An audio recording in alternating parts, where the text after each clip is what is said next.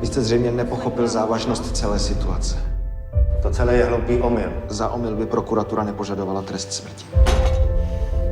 Mým úkolem je najít všechny možné polehčující okolnosti. To nedokážu, když o vás nebudu vědět všechno.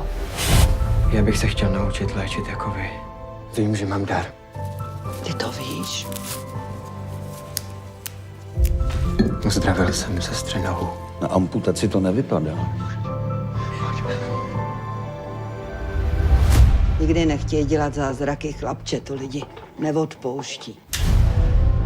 Pacient je mrtvý. Stimmt. Náš pan doktor říkal, že děti mít nemůžu. Pan doktor je vůl. Jděte s ním k moři. Kde bych na to vzala? No ne, to ne, prosím vás, to ne. To sem lezete! Nikdo vás nezval! Hovorili, že ste iba podvodník a šarlatán, že vraj to písali aj v novinách. Měl byste zmizet, pane Mikulášku. A rychle.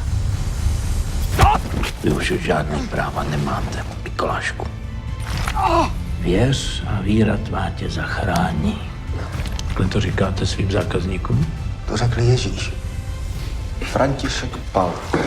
Jak jste se seznámili? Můžem vám ponúknuť absolútnu lojalitu. Nic takového není a nikdy nebylo. Nic nebylo? Nemůžu mě odsoudit za něco, co jsem neudělal. Rozhodli o vás už dávno. Co na mě tak čumíš, ty hajzle? Velmi brzy zemřete.